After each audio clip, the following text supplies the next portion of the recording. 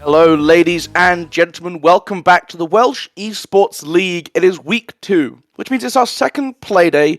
Tonight, it's Overwatch that we will be enjoying. I am Golu Molu, joined once again by Conch Casts. How you doing, man? How you feeling this evening? You know me. I'm my bubbly self as per usual. Yeah, I'm down to cast. Yeah, I had like 4 hours sleep last night, so I'm running on the tank. You know, like when you're bottom line it. Yeah, I've Oh been at dear. work all day. I've been talking all day, but that's the problem. I can't stop talking. Somebody needs to save me. It's a problem. I don't know why. Like this is where my brain is right now. As soon as we started, I clocked like your headset, and I was like, that's very caster-esque. Yeah, that's you Have know you what seen my mind is today? it's almost as if that's the purpose, Wow. Conch. Like, Almost as if like it. look at me, bro. I'm clean. I got the headphones, I got the See, the microphone, the problem is, right, when I was changing my mic, I actually, right, this is a real eye behind the curtain. Before we go into this subject, we'll come right back to this, Contra, right? I'll come right back. You have to remind me. We'll come right back to it. But Ugh. first, before we derail the entire show, to keep everyone happy behind the scenes, look. Today we have 2 games of Overwatch. The first game that we will be witnessing is the Swans taking on the Artists. Should be a bit of an interesting one. Oh, most definitely so. I mean, like I always say, and like I'll say time and time again, Hmm. Overwatch is the joy that keeps on giving. All I'm gonna say is, last game, I know you weren't there, but I was listen, not here.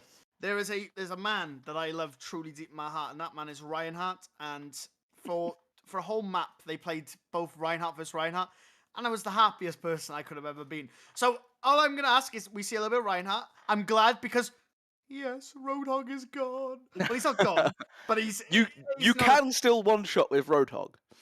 well. He's not as formidable. Okay, it takes actual skill now. If Have I you die, have you seen how you do it now? what with the jumping? Yeah. But actually, no, it's actually been proven that doesn't actually work Oh, because doesn't it? well, it works on everyone bar Symmetra, because Symmetra is the only person who doesn't have like the right amount of speed to get out. Ah, right, So yeah. like Symmetra is the only one who like basically like stands in place and you just bang. But everyone else, because they have movement, they basically get Right. out shot straight because it gives you a second timer, like timing window. Yeah. So, like Tracer can recall, Soldier can Mm. sprint out. Like it lets you get out essentially. So You've got some opportunity to play you've got around an it. I mean, opportunity to get here's the out. thing. Here's the thing. Roadhog, yes, is not going to be that powerhouse it was before, but it is still an amazing displacement tool. Oh yeah. So I think it's going to be a niche thing, but like you're still looking at some of the horrifying maps. You're thinking like Nepal's Sanctum, Mm. right? You're still gonna fall off the edge of the map. I mean, yes, you could try and like recall. You could do that before though. So there's still these ways you can get caught out if you're not fully aware. But I think you're right. I think Roadhog isn't really going to see the same sort of play that we've seen. I think he's going to drop away a little bit. Oh, Maybe he's still good into Winston comps, right? Just having that extra yeah, shotgun no, on the 100%. table, the bubble, not really having that sort of reliable way to block the hook. That could still be some way where you see him come up. But that's the classic Roadhog sort of counter, Mm. right? So in positions where he used to be good, he'll still be fine, but he's not going to be the monster of the meta anymore. Oh, most definitely so. And the other thing that I love so much is Hmm. a reset also got hit with a couple of nerfs as well to a fortify and her ultimate ultimately just doesn't get as much shield, which means I remember last match in particular there was a lot of Arisa that was being played. I mean, Reset was the strongest tank at the time. Hmm. Um, so I'm hoping we'll see a little bit more variety. I wouldn't be I wouldn't be I guess you what was the right words. I'm so struggling with words right now. I wouldn't be surprised if we see a little bit Yeah. more Winston come out, because Winston was always really strong. It's just Yeah. the people in his way were always stopping him, like Orisa and just ultimately, like you said, Roadhog. Now that those have took a backseat, maybe we'll see some Winston, maybe some Reinhardt, please. I wouldn't be surprised if we maybe see a little bit of Junker Queen. Sigma's gonna come out 100%. I mean, Yeah. especially on some maps, like if we see like I know a lot of times with the some of the newer maps, like Sigma, it's literally Sigma's dream. So I wouldn't be surprised if Yeah. we see stuff like that. Um, you know, in terms of DPS, Sojourn, luckily, thank fuck, I can't. Oh shit. Ah, luckily has been nerfed into the ground. I apologize, stream. Like she's not strong now. with the pocket. And ultimately, it's just not as much of a force breakman. Still is really strong. I wouldn't be surprised if we see some Ashe with some Mercy instead, because that once again, now that Sojourn's took the back seat, it's back to, hey it's time to Ashe pocket, because that's how you win. It's just how it goes, right? There's when Mercy is good, it is just because she pockets someone else. Yeah. And I think that's like part of the design, right? You want that Ashe the Mercy, to have that relevance sometimes. And when she can play around damage boost, it's the strongest part of her kit. Just hands down. I think we've just seen too many times in Overwatch's history. Now that we're seeing it creep back into Overwatch 2, Sojourn obviously just being able to still one-shot with that damage boost. Now not quite able to do so, but you've got other heroes who you can get the same sort of value out of that tool. Really strong on some of these characters. And just the mobility increase. I think like that was the biggest thing for me coming from, in that jump from Overwatch 1 to Overwatch 2 was just how much stronger her flight is, how much longer you can stay in the air, how much more control you get over it. You see like high tier streams and gameplay from pros or whatever on Twitch. Mate, these Mercies aren't touching the ground. You can relive the Lucio dream.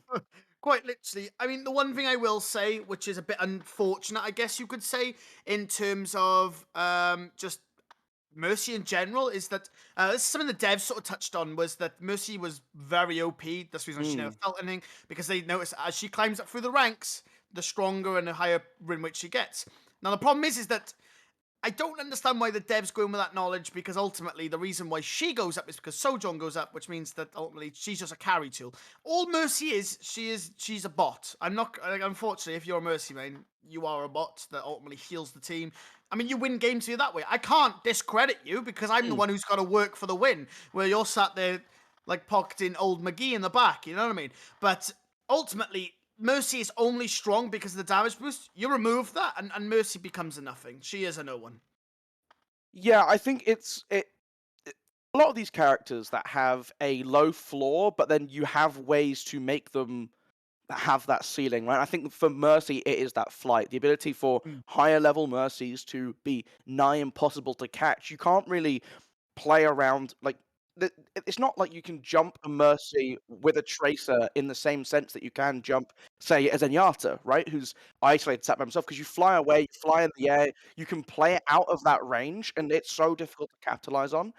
But I'm looking forward to seeing what these teams are bringing for their support lineup. So I wonder if Kiriko, still going to be that presence. The Suzu still has so much value that it brings to these team fights.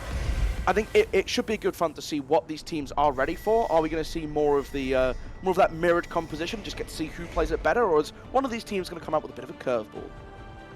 Almost definitely so. And like I said, Kiriko is more likely going to be the one to come out. We do see Winston on the one side, which is lovely to see. We see Orisa as per usual, which is always good.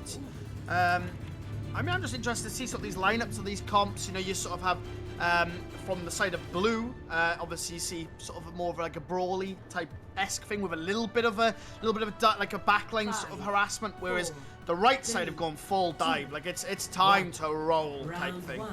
Capture the objective. Yeah, I would like to see how this pulls off, right? You've got the Mercy to keep up with the pace of that. Still, both teams running that Sojourn. Sonda has the pockets and swoosh, which they can use, but False, just ignoring that completely, wins out the opening engagement. The res coming through to try and get them back up. They have been forced out now, Conch, as well. The rest of them are just sweeping on through. They are not letting anyone escape, and with the point now starting to unlock, these timers really coming in their favor. Most definitely so. Getting that point swap really early on is a huge task. I mean, having that advantage special on a map like this is huge. We do see them come over the left side now, though. Bit of an engage enters on through. Just a bit of poke damage. Broadly Blue is having to back on up. But so he goes straight in. Trying to get as much destruction for him as possible. But back away. Oh, it's Lamatra. He's onto the fray. Sits on in. But of course, he takes heavy damage. But Sonda will find Zoe, and that's huge so far. Falster will find Sonda. There's now an even trade along the board. With False finding another. He's absolutely popping. The man is a truth, not a false. And he's ultimately going to drop down, but unfortunately, you can see now by Leonard. But it's ultimately going to be taking names and games on the point. I mean, red side is taking things on. This point is still contested, Conch, despite this Kiriko just going absolutely nuts. Orisa back onto point to stall it out a little bit longer before they're eventually able to take control. But the biggest thing for me in that fight is how much percentage on this point they were able to hold on to, despite the fact that they lost Zoe early. I was convinced losing your Orisa as the opening pick would be the nail in the coffin for them, but somehow False able to come out, able to put in a massive shift in getting the picks necessary to just stall out the time. And now, with this control of the higher ground, the Orisa trying to walk up and break this Remark's hold. So Remarkra doesn't really hold very strong. That's the main thing. Obviously, his holding is the most strongest sync mid to something like Orisa. You're going to run over. Sonda, though, will find Dominus. Sonda will find another on the False. Silencer, though, will take out Zoe. That's another win for the red side. Maybe potentially wasting on Sonda, but hey, listen, we have percentage. We're about to get the lead as well, and ultimately, it's us to defend this. And they're going to be able to play that very strongly, especially with those 3 ults, almost 4 coming up on the board. We do see Zoe now, though, switching to that Roadhog. Very strong idea against the Remarkra. Being able to displace people, Remarkra doesn't really have a counter towards it. So they walk up through, tries to get a hook on in. Death Blossom comes on through, searching for one, doesn't manage to find anyone, however, which is quite unfortunate for that fight. Remarkra, though, Sonda finding False, and well, they're holding this really well, and that's exactly what we want to see. Be careful. Silencer does find Dominus, though, as he goes into the backline. And, well, March is doing a really good job, in all fairness, to hold down this corner. As I said, it's a very hard task for him to do. Yeah, and it's just about playing that time. So much of his kit is great at just being that nuisance in a way. They have brought out the road of trying to sort of drag someone in, maybe try and find themselves that opening pick. But as the Zeus go down, they're trying to get through the Sune rushes. Neither team are able to really get that pick. Ace takes down Zeus, which is massive, denying that res, denying the ability for the damage to come through. Still poking away, unable to break the choke despite that pick. Now finally going to use speed from the Lucio to give themselves a space to play with. They have the ability to pop the ultra on the soldier, which is exactly what they're going to do. The Remark's doing very though, playing behind that barrier, trying to keep themselves up for as long as possible, and doing a tremendous job at just stalling out this time. The Mercy back into the battle. The point has been flipped against the no Dominus. Sunder able to trade it out. You lose the Lucio. You lose the ability to drop that beat, which is still in the pocket. Silencer finally been able to be dealt with by Ace. They're wrapping around to the left. They know that they have plenty of time. They just need one fight win, so don't need this percentage charge. And I like the fact that they are backing up. They are taking this into consideration, and they know what the win condition for them is here as they're looking to try and re-engage on the right. So they have the ult to re-engage from the back of the opportunity. Zoe will get shoot another beat, will get dropped up, save Zoe's life.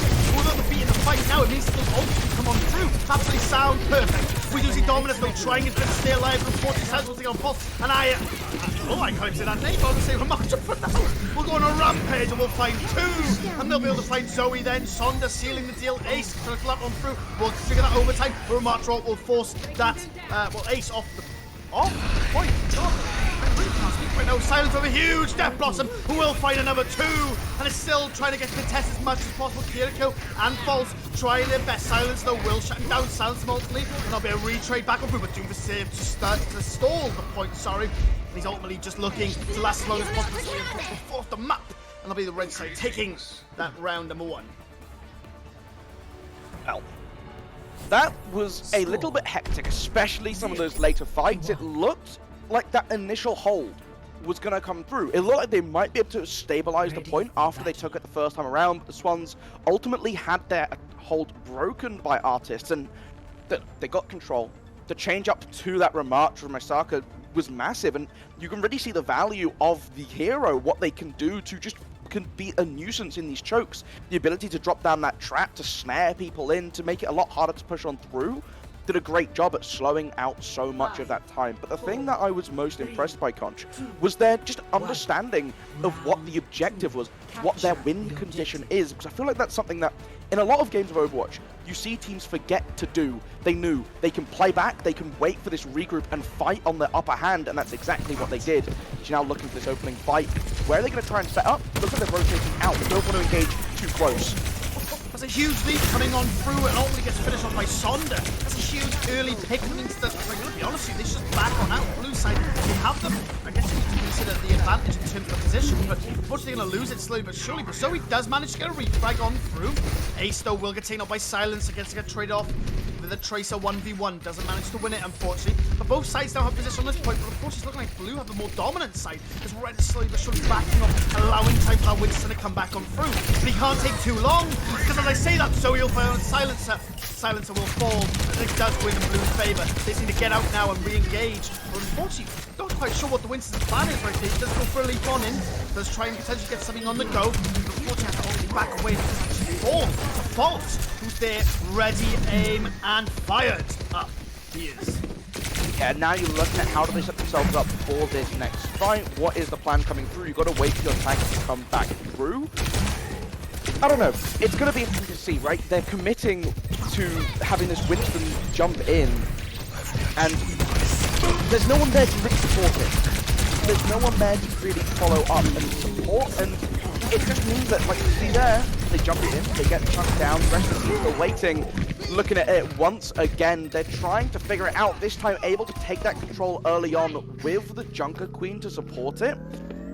Sorry, goes down right at the end. They have to wait for that respawn to come through, but you know what? The artists able to figure out the plan. It did take them swapping off of this Winston, so clearly that's their plan coming into a lot of these rounds. But they keep by it, and they have to change it, and when they change it, things work. Definitely, they go for a Russian approach right here, just trying to take on Swans, trying to get any bits of damage on in. Find a couple of shots in. They will get positional advantage, though, as Mercy will fall. That's a huge kill from them. They need to take advantage of that. They'll be immediately silenced on the point. Flipping. That is absolutely potentially big for them. They need to be careful, though. Tracer wraps around, does look for False. False, lucky enough, though, managed to slide away. They're now pouring all their attention on this Kinnick. They make him drop. They'll be huge. The Sondra will try and find False. Couple of shots on in now, though. The support is absolutely unreal coming up from the Swans, keeping these players alive. But unfortunately, it's not enough. The Junker Queen and Sonda will come on through. Will find one, will find a second. Can they find Zoe? Those on the point all alone. And unfortunately, they will. So I'll be once again. The artists, unfortunately, not getting much of an advantage. The artists did get an advantage, and unfortunately, the Swans won't manage to come on through. Yeah, now you're looking for this next fight. You've lost your Kiriko ultimate. You lost that Kasune rush. Dominus getting towards his sound barrier, which you can try and hold on to, but Sonda getting another pick so early on into False. Got the worst of the Sojourn engagement, the Sojourn matchup. Chained onto that soldier and is looking so dominant. 4 ultimates ready to go for the artists, as the Swans don't really have this clear plan for engagement. They're looking for an opening pick. They're looking to try and find something. They have to wait for False to come back. 80% now on the point con, so this is kind of getting to that do or die moment for them. Most definitely so, and you summed up so well. It is a do or die at this stage. They'll be wrapping around though, looking for these last see if they can find something. Junker Queen ult comes in, doesn't manage to find anything though. Sonda though with the huge tactical like will find one. There'll be a kill then for the Junker Queen coming on out to Dominus, and it's still looking good for the Swans. They're struggling to make any ground. They will try their best though, but unfortunately it just falls short. And it's looking like the artists will actually manage to take map number 1 very dominantly. Yeah, I mean, just the artists had the game plan coming in that didn't quite work out. They couldn't quite meet the Swans in both of these opening engagements. They made the changes very appropriately, very quickly. They didn't hold on to that Winston for too long. Right? They try it, they see if they can pull off maybe a retake with it. Couldn't. Okay, no worries. We'll back up. We'll just change up. We'll go for something else. And I think the artists.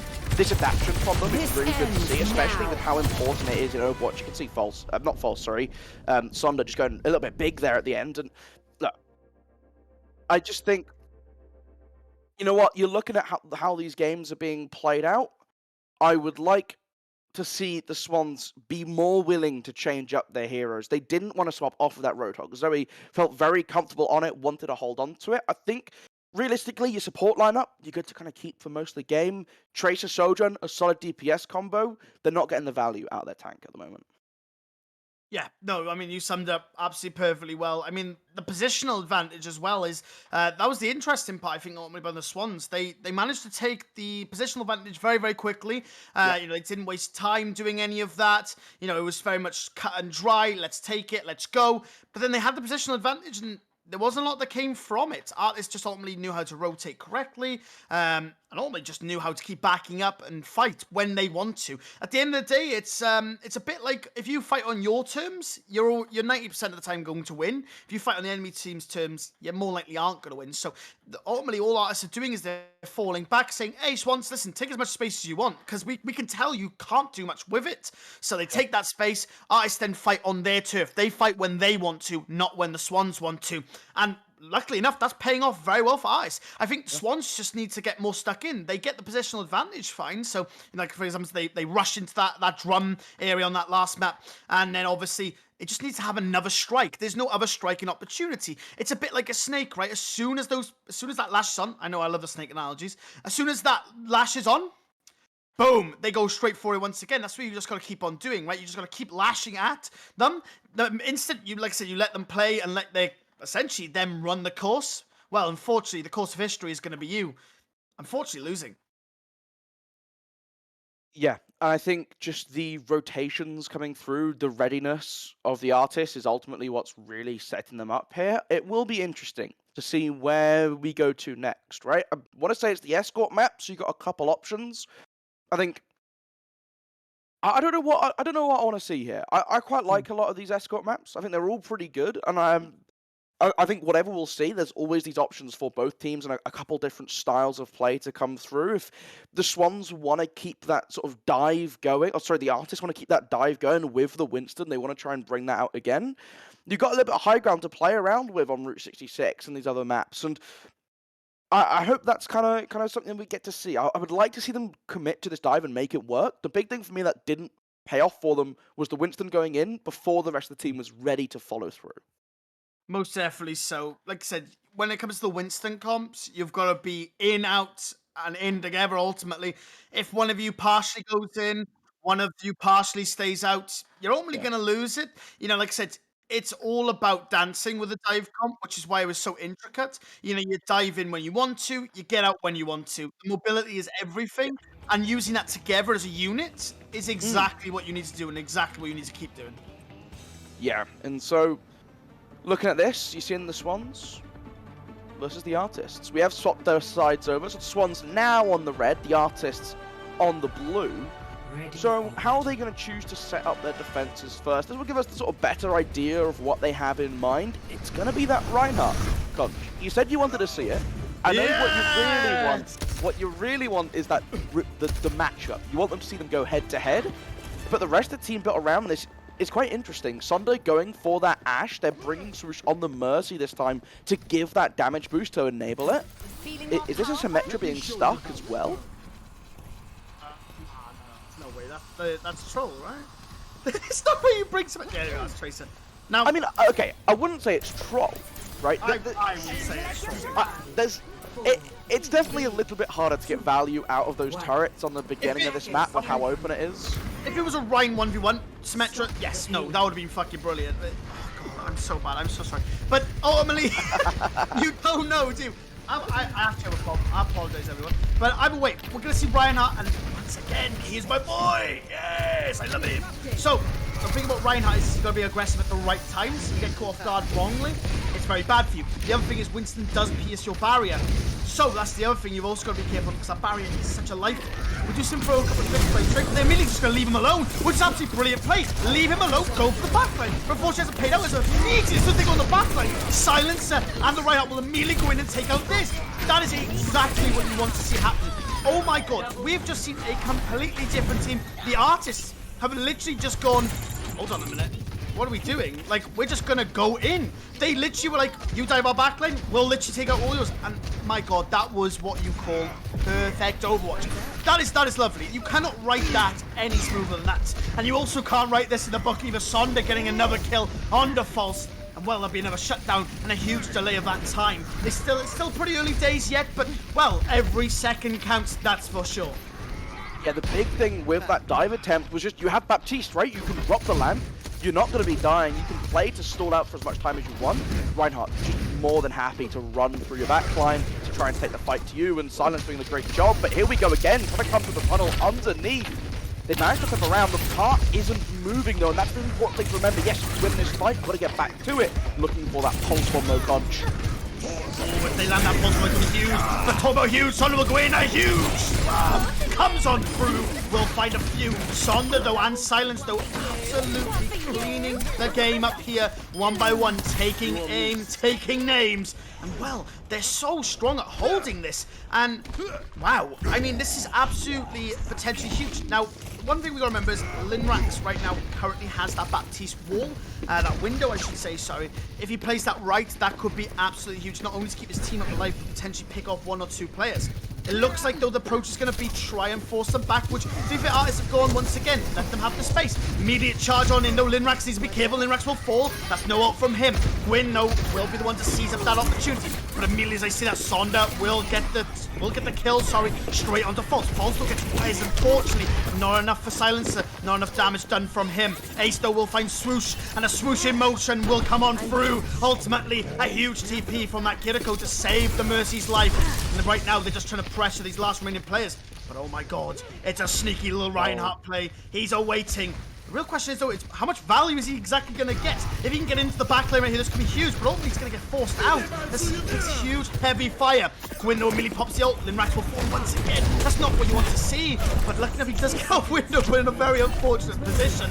And well, it's time for the Swans now to start playing their game as they slowly but surely push on through. But talk about games, Ace will fall, Sonda will find the kill, Sonda will find the road to dominance. Bob comes on through, and there's a load of players low on that point that will fall, and luckily, Smudgy Balls will unfortunately fall. That's an unfortunate name, but Sonda will find the kills. And well, the artists are absolutely killing the game right here.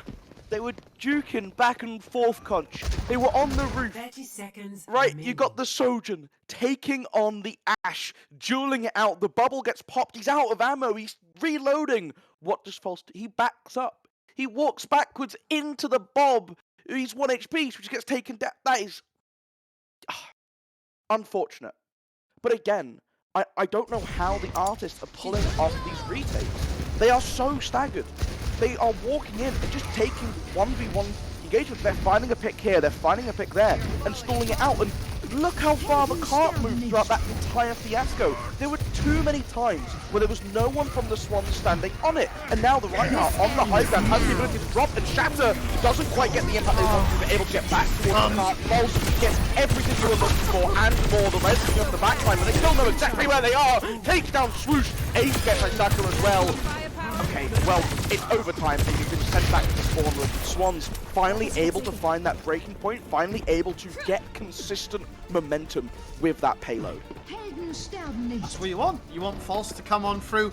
Does find a triple kill. And it's going to be so hard now for anyone to come on back through, but the ball does manage to do it. That's a huge stalling tactic, and that could potentially huge to get the rest of the team on in. He does take heavy fire though, but lucky enough the support's coming on in. If they can take out this Mercy, this could be huge. Silencer finds one, but Linrax will immediately fall. Ace will find Sonda, and oh my god! It's a C9! No! Swans! Score. Oh no! 0-0. Oh no! Not a C9. I didn't really want to see one of them tonight. They were literally up, they were up by 1.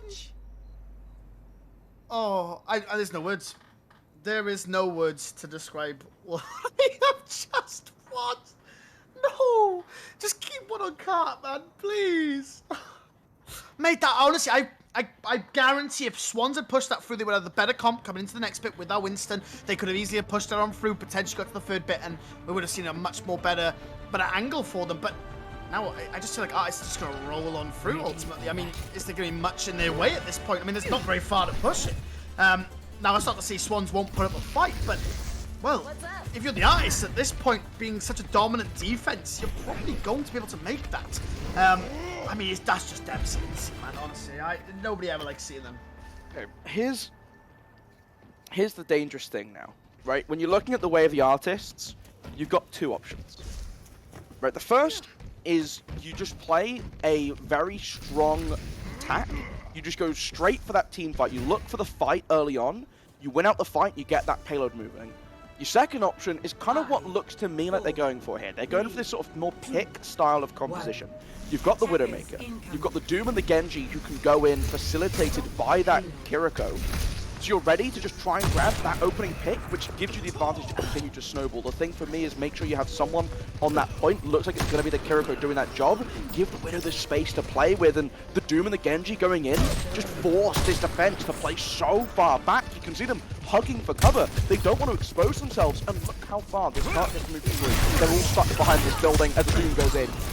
That's absolutely huge. Exactly what you want to do with, like you said, force them back, get rid of the space. Winner will do bits. But unfortunately, False will manage to take out Swoosh. Swoosh will fall. It's looking like so far the Artist plans aren't going too well. Really swap the backline. Ace will find Silencer, but immediate refrag.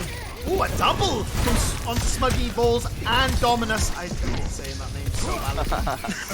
And Doomers will still carry on this rampage. They are even up now, and just remember the spawn is a little bit further away from the defense, which means the attack have plenty of opportunity. As I say that, the opportunity for False to fall will come on through, and he will find that. And oh my god, it's just a tank.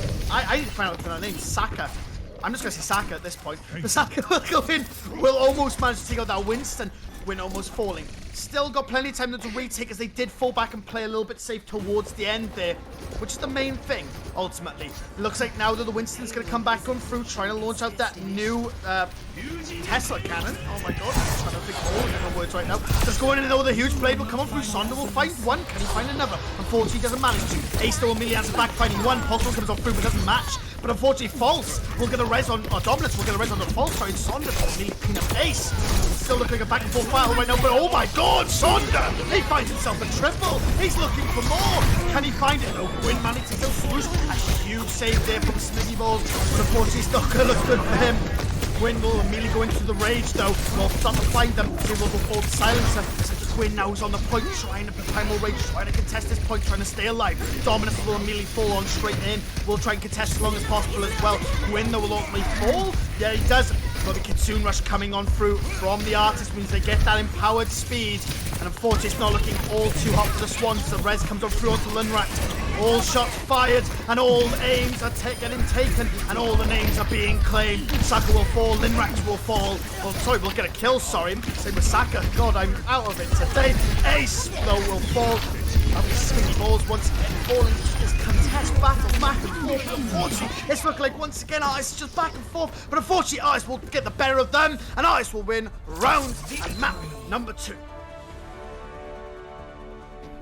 Well, wow. Again, very interesting. I think the big thing for me is just the Artist able to consistently get back in time every time they lost control on the defense. Every time it looked like the Swans might have found the breakthrough, something would go wrong.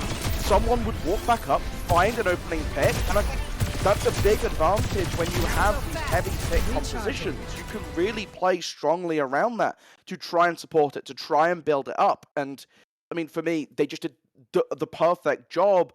You think how close Swans got to touching that point in on their attack, right? How close were they? Less than a couple meters, right? Yeah, I mean, quite So, literally. So, this is where we have to just ask the question, if they were touching point, if they were staying on it during these fights, if they'd kept someone dedicated to keeping it moving, can they get through? For me, in too many of these fights on their attacks, they were forgetting the fact that they didn't have this same sort of control over it. They were losing themselves in just going for the fight. And even on the other side of things, right? You saw from the Artists when it was their turn to come out and try and capture these points.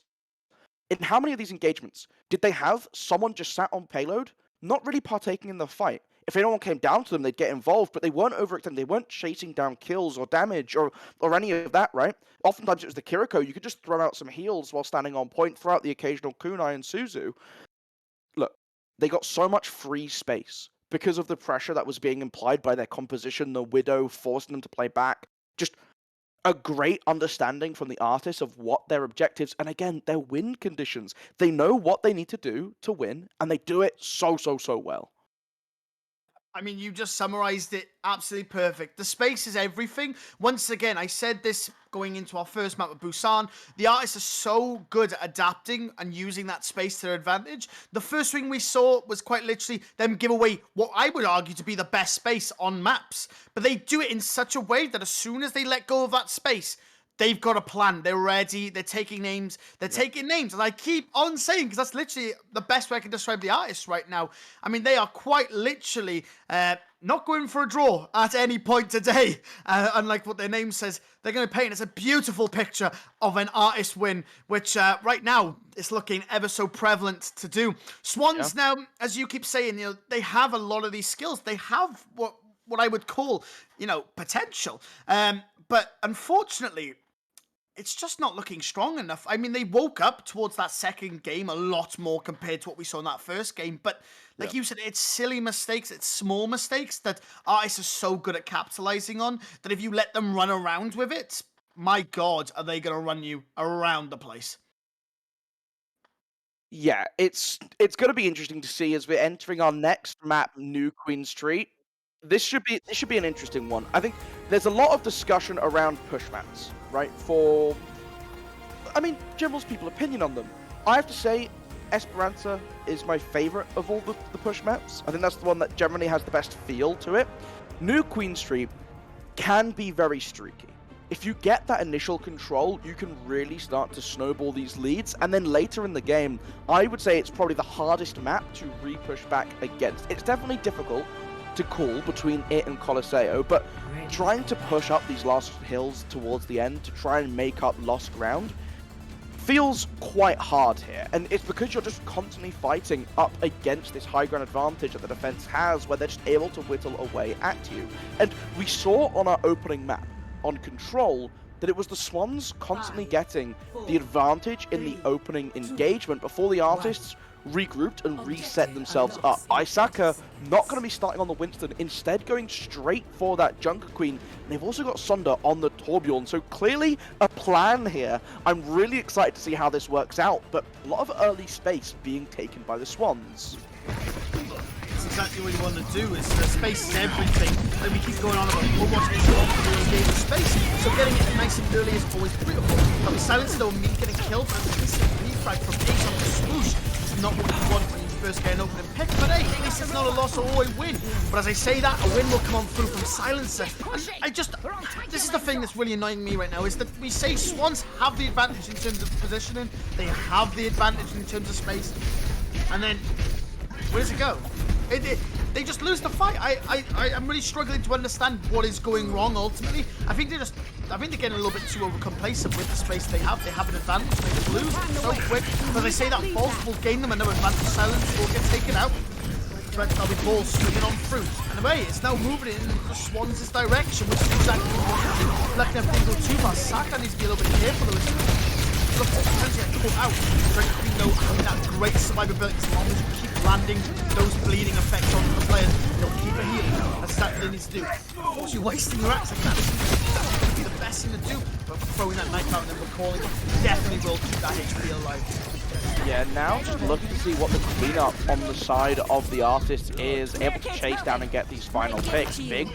Big work from Silencer with the Hanzo as Sunder chases down Zoe, able to get that final pick, and now you can look to set yourselves up further forwards. Again, a great job. You got the support. Linrax just on the point, keep it moving, get yourself that forward position. Silencer able to get a massive stagger onto False.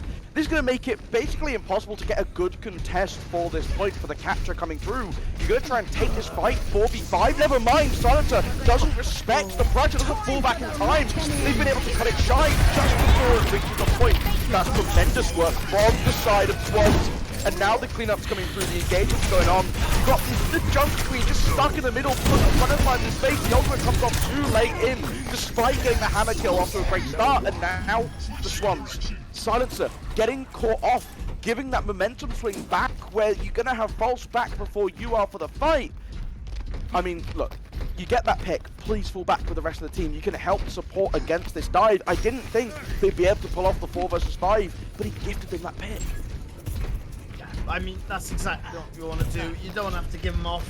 Soon, like once again, it's all about position, it's all about advantages, and for how you execute them. Artists have shown brilliant usage of that so far. Swans, they really showed up during that last fight. Immediately though, Molten Core will get popped, and will force a lot of these players from going on in. Sunder now though, looking to potentially take a few players with him, just push forward. Acting like that tank he can, because he's on Torbjorn. One going up.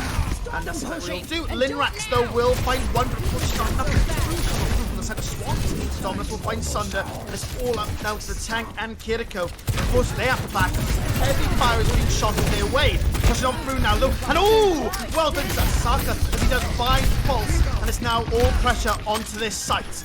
They're going absolutely crazy on in, and they kind of can at this stage. Fighting Reaper at close range, maybe not a great idea. But luckily enough, the space is built up so well by Saka that ultimately Swans decide, hey, it's time to go. You know, let's not keep fighting that. Yeah, able to start to move that point back towards their favor, the robot on the roll. But now I want to see them wait. Okay, you can do this. Make sure you got all 5 members before you engage in the next fight. The Winston's poking around. Reaper's now going to drop, going to go for it. Saka maybe have it overextended just a little bit as the chase is continuing to go down. The Susan keeps them alive. The ult coming through to put the hand shield down. Going to be careful. Deathlock going to ring on out and get a double kill from. Wow, that is absolutely huge. Double kill from an ult like Deathlock. I mean, it is a really strong ult, but ultimately being able to pick up 2 with it is always a huge value for money. Ace as well, just cleaning up. The cleanup crew comes on through. Now, Swans, once again, being able to push this robot right the way on through. Now, the next question being is that, are they going to be able to, 1, catch up? Because so far they are a little still behind. Ramatra will come out as well, which could potentially put a soil to their plan. Though they do immediately spring into action, taking that high ground as much as possible. Kiriko providing brilliant heals from the back, be able to throw those cookies of hate right the way up. And wow, they actually do manage to get the advantage. Zoe will immediately take out Silencer. That's a huge kill. You need to go in now. And that's exactly what happens from Zoe.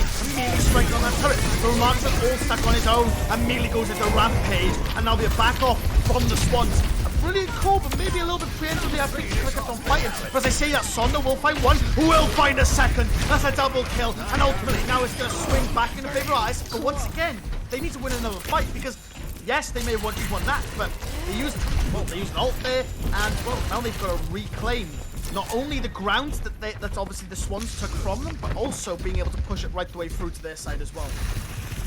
Very close on this corner though. You see the Swans looking to try and re-engage and deny as many of these longer lines of sight for as long as they can before going through. The Winston jumping back though, left the rest of the team in a bit of an awkward position. Smiggy Balls gets Linrax, who will be rezzed very swiftly, but it does still give them this space to play with. They have used the Kitsune Rush to retake control of the main street. Winston going down low. He's still got Lucio in getting in position. The turret down for Torbjorn. Winston jump for the time being. False takedown Saka as he pops through a Matra ult as well. So the Hive no longer going to be a problem for them. Silencer and Linrax. Silencer again, just getting on the table. Ace shut down very swiftly after finding the kill onto that Hanzo who's been doing so much damage to his own back line, but it was a little bit too late. Yes, you get the Hanzo, but the rest of the team is gone. You're soon to follow. Well, it looks like the artists are going to be retaking control, and the big thing for me in these fights is, are they overcommitting ultimates when they're too low on HP? We see Ramatra go to use it. Exaka maybe wanted to get off of the hero at a certain point, but either way it didn't quite work out for them. They didn't get control though, Conch. The sound barrier coming in, they were delayed by the timer, and Ace gets a triple kill with the Death Blossom looking for his 4th. He'll find it. There's only 1 left alive. It's Silencer, all by his lonesome at the back, and I mean, do you know what? I'd forgotten how long that wait time would be, and that they got it a millimeter past. Look, the distances are parallel. They're matched. They just needed. They just needed to move it afterwards. They couldn't quite get it done. Now it looks like the re-engagers coming through. You can see they rush. Holy God.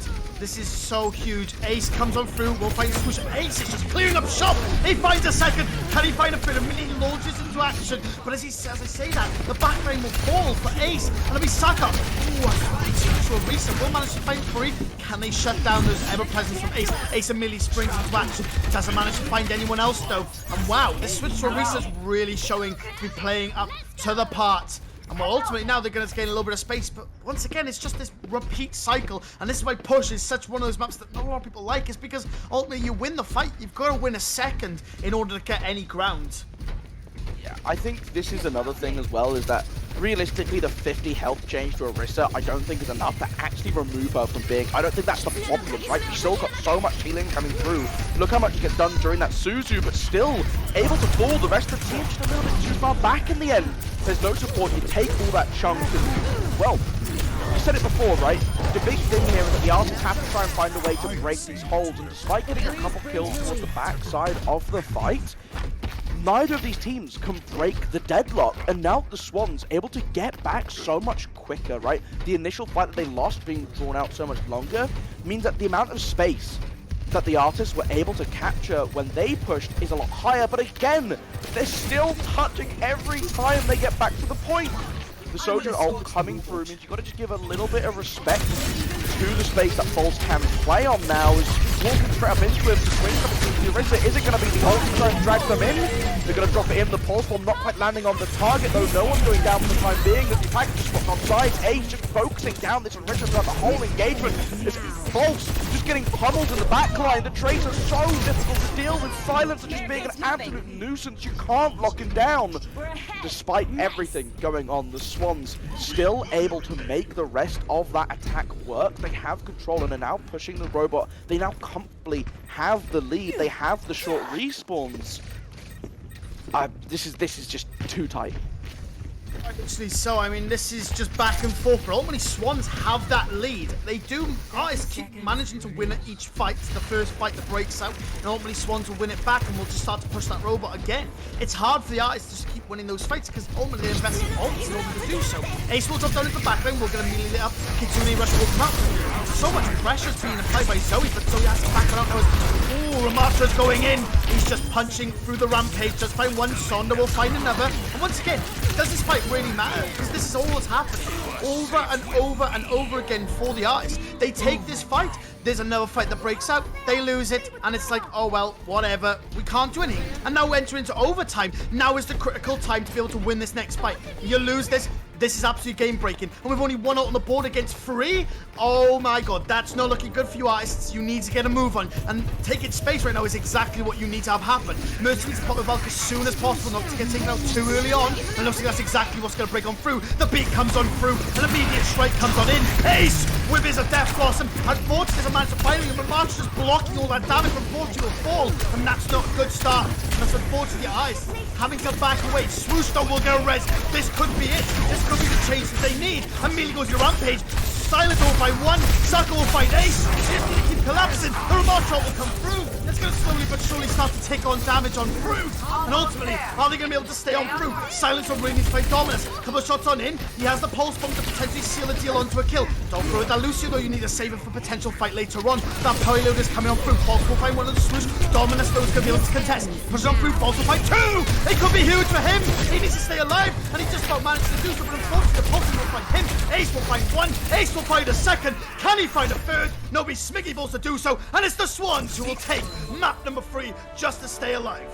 I want to highlight how big False was in that closing fight, able to come in behind, wrap around and get 2 picks. That sets up the Tracer, the Kiriko, the Lucio to come in and retake that space to win out that engagement. And I mean, so well played by both of these teams. I think the artist losing out, you've got to give them a lot of credit, but despite, right, because you're looking at how that played out for them, and it's just these constant back and forth fights.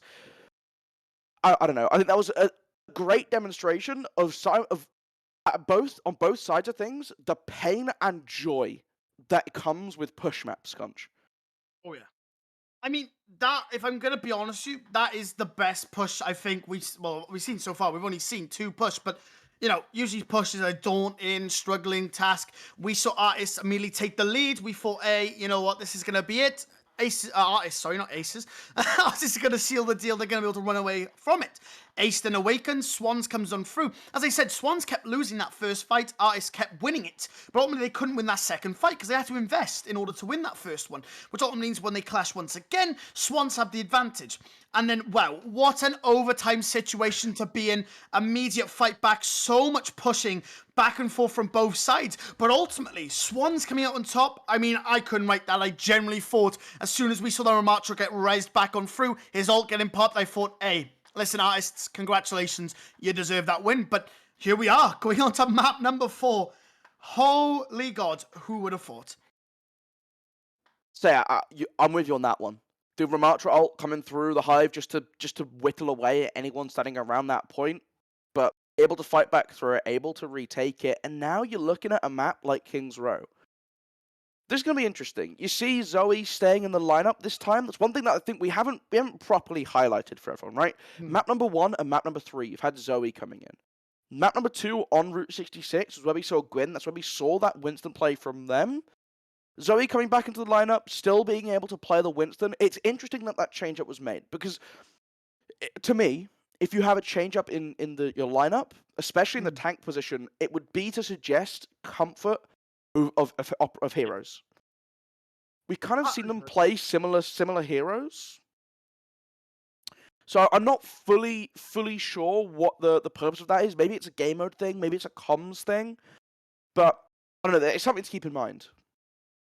Oh yeah, no, 110%. Like you said, it's all about, you know, who plays stuff are more comfortable. Maybe the Winston, maybe they thought they need the Winston a little bit more out there, so they were like, hey, listen, you go on Winston. But like you said, you know, they both seem to at least be able to play Winston quite well. Maybe it was just a map, who knows? Or maybe Zoe, I know how this game can be sometimes, being able to swap between the two. Maybe sometimes Zoe, maybe the first game Zoe wasn't feeling it, and was like, hey, listen, let me step out this next game just so I can refresh, get a bit of a break in, and then come back ultimately stronger for the next one. We ultimately don't know. But, I mean, the one thing I will tell you is we're on King's Row. And if there's anything I know about King's Row, well, we're in for a treat, ladies and gentlemen. That's all I got to say. That is all I've got to say. I mean, let's be real. We all know we love King's Row. And I swear to God, Golu, all right?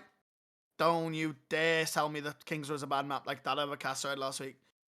No, I love being a bit of King's Row.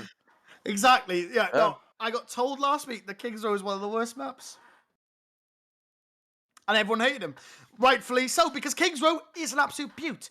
Now, are we going to see Reinhardt again? Do you want me to tell you what I think you want to hear, or what we're actually going to see? How about you tell me what I want to hear?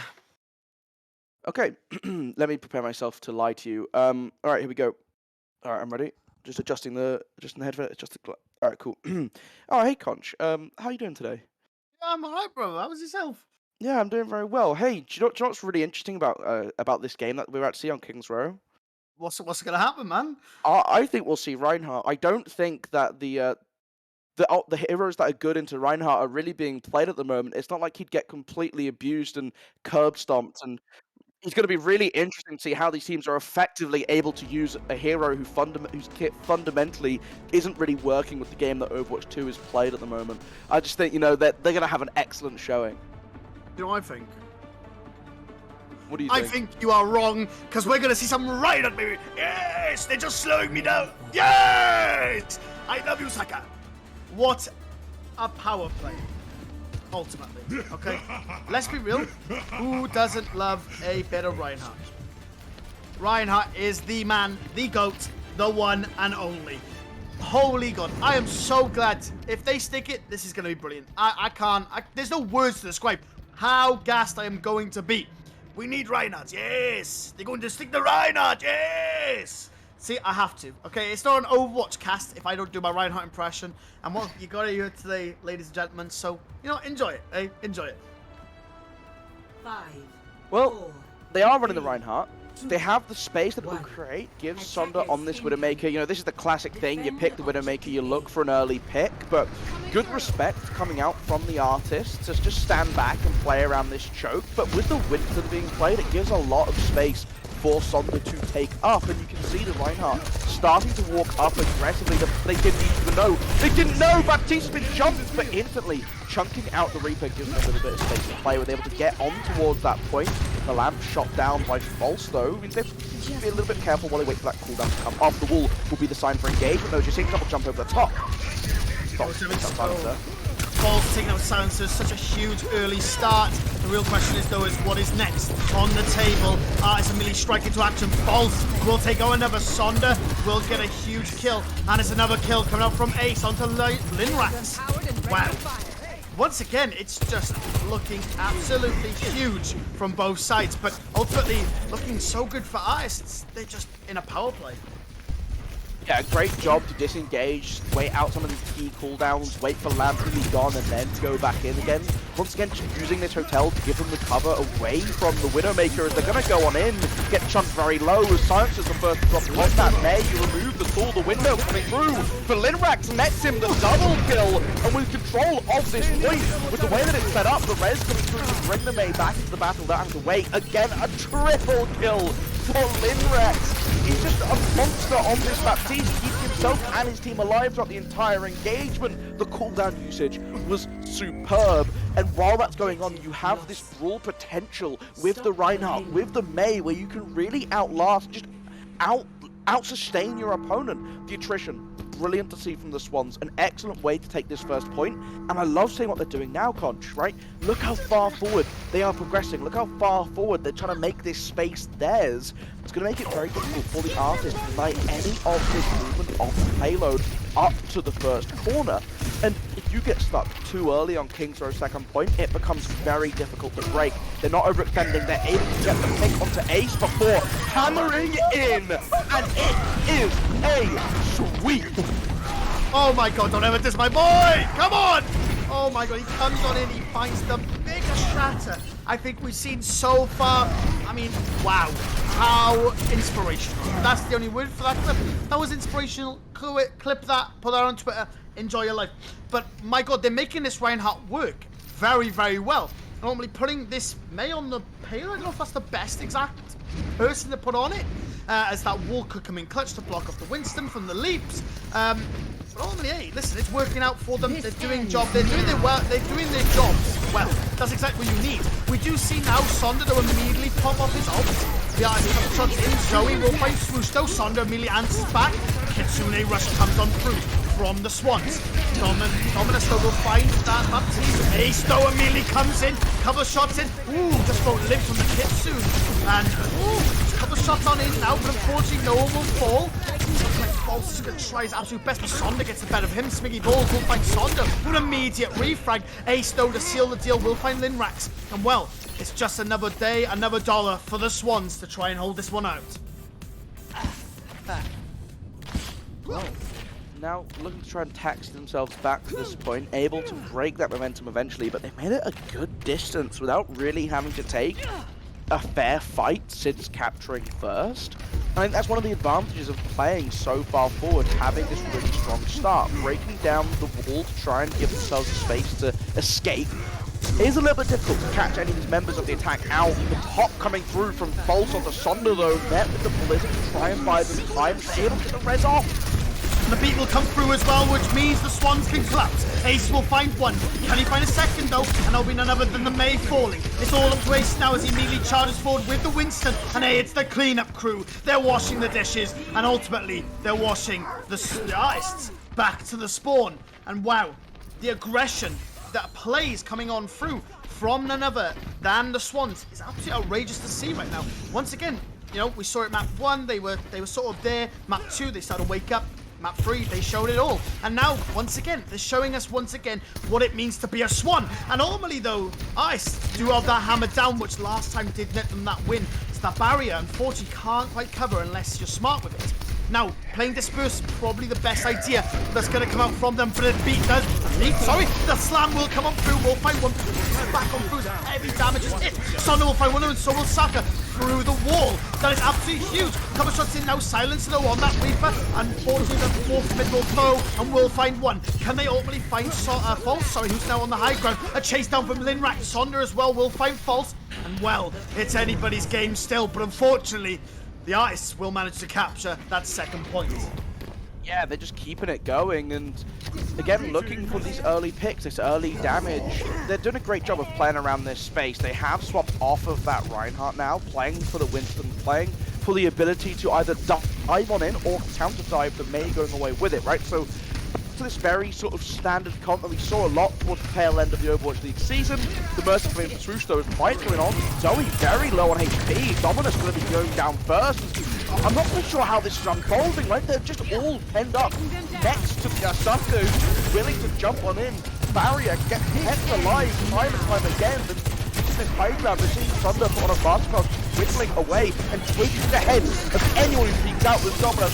Perfectly shown for a False, trying to retaliate, trying to show the same sort of potential from their foes as well, but not really able to find it. They're just doing a great job on some of the artists of when the movements come through, backing up, retaliating appropriately and keeping themselves alive. Now you're starting to see this fight die down as just a re-engagement to keep on happening from artists. The pick on the Dominus once again. Sonder's going huge. Wow, I mean, that's absolutely huge. Ace, though, will immediately get a kill on the Saka. Picks up the Death Blossom coming from Silencer. Can Silencer land a big one? Or, ultimately, is he going to fall just a little bit short? That is the question on everyone's minds. But Ace does manage to have that Death Blossom in desperation back. The real question is who's going to pull it off first and who's ultimately going to get the most pressure. A Winston jump will come through from Saka. An immediate answer back from Zoe, which will immediately force back that Winston. But into the Primal will mean that player's already kept on through. And the displacer will trouble that silence over there. Death Blossom will come on through, but a huge protection Susie comes on through. Sonda will find Zoe, but Ace will find Silencer. Linrax though will come on through, will find Ace. Linrax finds a second, a res on through, and Saka will find another. And ultimately, it's not looking too good for the Swans. They slowly but surely struggle to gain that ground as it's pushing on through. And the point is capped. 43 seconds left on the clock for the Artist. I have to say, a lot of credit to the Swans because they were able to waste out so much time from that clock. Realistically, the Artist could have had that capped so much quicker, but it was just this determination from them to get back, to reset up for these engagements and just be willing to start fighting once again. They did a good job, and I think part of that is due to the fact that in these fights, they're not all dying at the same time, right? They are dying on a bit of stagger, which keeps that payload sort of stuck from moving for a little bit longer. By the time the fight is cleared up, you sort of have to lick your wounds and get set for round number 2. And I mean, I think the Artist just had the strong game plan when they swapped off that Ryan and May. It started to the brawl not quite be as potent, especially for that third point. And I think when we saw them move on to the Winston, they grabbed the Reaper as well. Being able to play with that high ground a lot more kind of potently really did shine through as being a massive advantage from them. I wonder, have we seen that adaptation slightly sooner? Maybe the point gets done in a better time frame, but that's sort of a here and there thing, right? You don't want to spend too long worried about that. The thing is, they made the change, they found the solution. Yeah, no, most definitely so, and I completely agree with you. You're exactly explaining things how it's all breaking out, and ultimately the real question is that with that much time stored, it's not a lot, right? I mean, if Swans can get above that time, they're in for a really big chance. I like that little attempt from False, though, to potentially get a pick. That could have been huge for them, and that could have potentially be a game changer coming on through. Ultimately now, though, it's just a battle of the dive. Immediately dive the high ground. Swans take the initiative. Ace will find Swoosh. Unfortunately, nothing will come through from the refrag from the side of the Artist. Swans have a huge lead, and they're going to go aggressive, looking for these players, but lucky enough the player will be able to slide back on out, ultimately being able to stay away and ultimately stay alive. Yeah, and I mean, again, just an amazing opening salvo from the Swans, right? The coordination there. You have the Reaper teleporting in, Winston just diving to the high ground, Sojourn able to follow with this power slide. Everything. That was just a very clinical attack, and finding Swoosh your first target is such high value, because how many times have you seen picks get caught up? One of the Mercies on either side is able to just kind of bring that member back into the fight. You don't have to wait 7 seconds plus the 15 it takes to walk back to the fight. You're able to be right back in the action, denying that ability to the Artists. They do set themselves up very quickly around this choke though, so it's not going to get the same advantage for the Swans that the Artists have, where they can just walk all the way through. They're now battling for the choke. Most definitely so, and we see a collapse now coming back on through. Artists looking like they're struggling to stay afloat. Sonda though will manage to fight one, Saka will fight another, but the answer's back. But it's not enough, they are still down by one, and they see that Sonda will find another. Unfortunately, it's not looking too good for the Swans. They slowly but surely lose the players. So the dominant stuff though, he's dancing in the corner, but unfortunately it's not enough. The Sonda will ultimately finish and seal the deal. And it's now for Artists to try and defend. With such a great attack though coming on through from the Swans, ultimately it's not looking too good for Artists. I mean, if the Swans can keep this aggression and keep these dives coming on through, they're in for a very good chance. All they need is a minute on that clock, and they immediately gain a minute advantage, which is, well, more than anything that you need. The ult ready to be popped now here as the Kitsune Rush comes in from the Swans to try and give them the space. It's met by the Artist's own, and now just looking to try and channel down this long range. Staka going primal, able to displace and discombobulate everyone from the side of the Swans to move them out of the choke, and the rest of the Artists move forward to take it up instantly, how quickly do they just deny Swans any form of movement, any form of rotation? You can see a couple silhouettes looking out to the left, but I have to highlight Conch, have to highlight Linrax in these fights. Doing a great job of pocketing on the Thunder to keep him alive. The flank comes through, the beat drop is met. They're taking everyone out in the backside, and they just slipped on through. They have completely bypassed this defense, turned the choke around, and despite getting spotted out early on, there was very little the artist could do. Most definitely so. I mean, that was so well executed by Ace to be able to go so aggressive. He's so good at that, going with Zoe just straight on in. Only find these picks and well, that's a stagger kill onto Linrax. And now we still have Death Blossom. We have Zoe's ult for displacement. Also, though, artists do have that ult lead with that one extra ult. So it's still going to be a bit of a back and forth, a sort of tally coming on through. But hey, Ace, if they can seize straight on in, maybe take out one, take out another, especially if they can get maybe something like, maybe if they get something potentially like one of the supports, well, it could potentially be all she wrote. But we'll know if what she wrote now coming on through, couple shots on in, Zoe immediately launches into that backline for the rest of the team following in suit. He'll fight one, he'll fight two, false finds another, and Zoe will find another as well. And I think that's just enough as long as they have free on cart and they're able to defend any potential strikers from coming on in. That should be that second point captured, which, wow, that is so much time in the bank that it's going to be so huge to use going into this final fight. 4 minutes to do whatever you want. I mean, my God, take this next fight clean, don't use any ults, come back at it, slam them harder. That's exactly what the Swans need to do. It's interesting as well when you're looking at it, right? Because they've taken longer to get to this point, but we saw the problem for the artists on their attack was that the composition didn't enable them to play this section of the map outright. Sonda using the ultimate to try and just force as many players back, able to get around the corner and able to get doesn't quite get Lucio. Still able to get down false, penning all of the Swans in the corner. Ace able to bounce back though. I started to get some sticky balls and just trying to fight outside through the corridor, but they're all so low. Everyone is low. This fight is on a knife edge as they're just waiting to see what the outcome's going to be. Looks like the defense are going to back up, are going to move back around the corner to not get caught out, but false instantly dies, and that's the launching pad. Conch, they're going in. Dominance will find Swoosh, and it's looking like they're going to clean the board. False does have that ult locked and loaded. Luckily enough, the artists just immediately just run back. They're like, listen, let's preserve as many people as we possibly can. We need to take this next fight. We need to win it. I mean, giving them, if you give them 2 minutes, all I'm going to say is, artists, you are in a very bad situation. Swans cannot let that happen at all.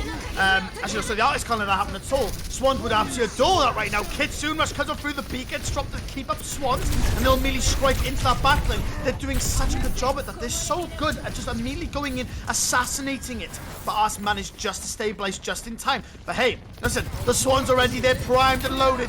All we're going to see now is Sonda taking out Ace. Unfortunately, though, Kitsune Rush will come on through.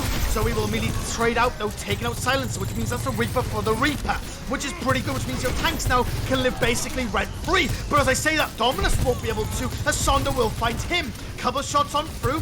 This is building up these ults now ultimately. But unfortunately, it's looking like the Swans are going to have to back on out, as Ice just about get the better of them.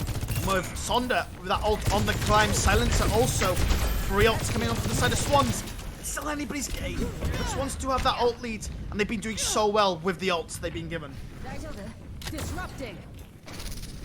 This is where it becomes a little bit harder to call what happens for this next engagement. A big part of this just comes down to the Sonda versus False matchup, both getting low as the Swans are fighting for this high ground control. They really want it, and with how much damage and how much work has been put out by the controller of it, you can see why. Getting juggled now during the ultimate, great use of Primal Rage, just completely negate Sonda's opportunities. False goes in, but Silencer the double! Sonda grabs Mickey Balls, he tries to run away. They've been able to cut them down on the retreat, and well, Dominus going for the tactical drop just to make sure they all set up in a timely fashion. You still have both DPS ultimates available for the Swans though. And for me, Ace with his Death Blossom is going to be the biggest factor in this next fight.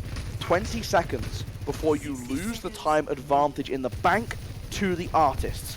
We will be seeing a next round if the Swans complete this map. They're going to jump for the high ground, trying to get that early engage. The Winston swap sides here. Conch, the Kitsune rushes from both sides, but Saka finds the first blow. Zoe will take out Linrax. Sonda finds Ace, shutting down the Death Blossom. Unfortunately, doesn't manage to find much. Sonda will find a second. Sucker will finish the kill on two Smiggy Balls. And it's all up to Dominus now as he's holding out. Does find Sucker, but it's not enough. 25 seconds on this clock. They still have time to come back as they switch over to the ball, but it's just a stalling tech at this point. There's no real fight to be won. They need to at least get something here. They need to be able to get at least one or two of these picks and be able to steamroll this on through. But it's going to be so hard, especially on a site like this. The slam goes to Zoe, and Zoe gets immediately lit up. Needs to be careful that Reaper does rotate around. And oh, Falls comes in. We'll find Sonda. That's huge. That's exactly the first pick they need to find. They need to find this Mercy now, potentially. But unfortunately, this Winston's in the backline, just assaulting absolutely everyone. And it'll be Saka finding one, Silencer finding another. Dominus will fall. Overtime, you can't be losing players like this. And unfortunately, there'll be all of Swans to fall. And there'll be Artists taking the game and ultimately taking our set as well. Yes. Well, the Artists able to hold out in the end, and I just think in so many of these fights, just have the right idea of what they need to do. And I said it before, after Queen Street, right? They understand their win conditions. They weren't able to pull it through on the push map. You come back in onto King's Row, and you're able to just capitalize. You're able to keep that pressure up and just have a great job. Good opening play coming out on their attacking side. I do like to see a bit of Reinhardt. I love to see Mei, my favorite hero in the game. So you get in, you get that advantage playing very well around it. Brilliant. Making the changes when they need to ensure that they finish off the map. Great job. Understanding how these well, it's not really dive, how these compositions work well into each other, understanding the conditions for that to work out in their favor. I have to say, I thought the Swans would have had the advantage towards the end. I was seeing Zoe have the better understanding of the Winston-Sojourn matchup and how to pressure out Sonda. We really started to see False come into his own a little bit on that last stretch. But it wasn't enough for them to take home the map, and ultimately the Artists do a good enough job to win out the series 3-1. Most definitely so, and you put it in absolute perfect words. Swans had such a huge lead going into their 4 minutes on the clock. But I mean, hey, Artists put up one hell of a fight. And like you said, Swans need to give themselves props because they executed their team comps so incredibly well. I mean, there's no easy feat for that. But talking about easy feats, we're going to be cutting to a short break now as we just get set number 2 underway. And we'll see you very, very soon.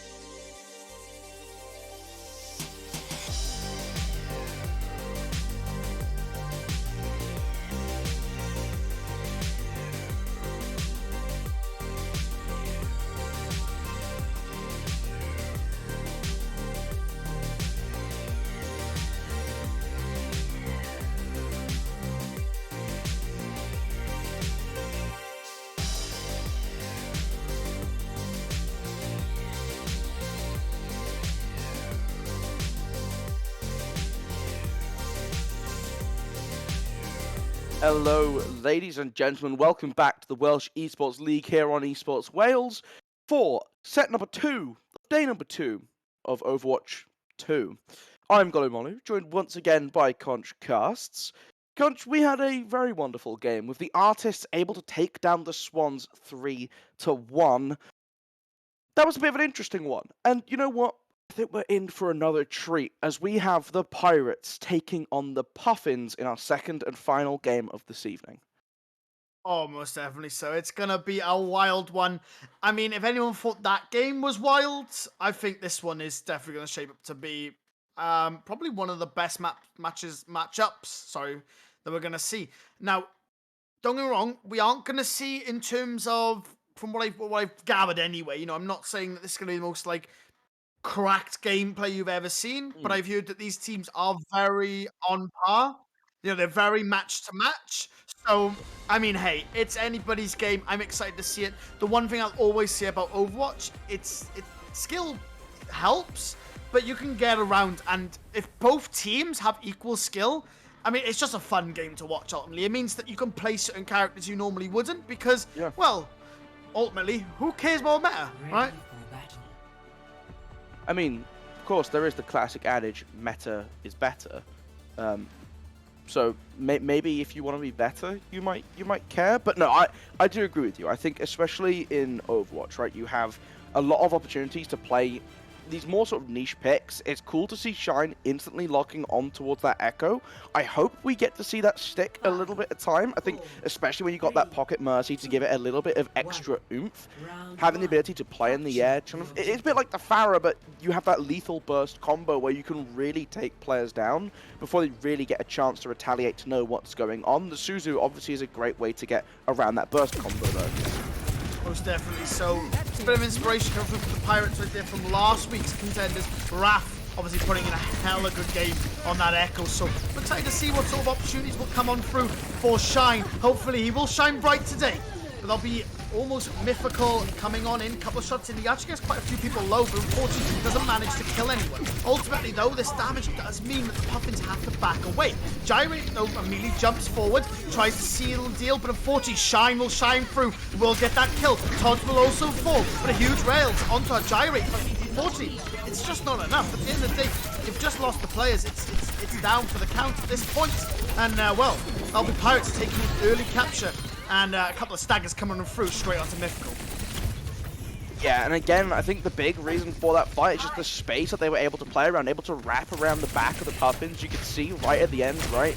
Gyrate on that Winston, still kind of caught behind enemy lines, despite the fact that he got rezzed by the Mercy.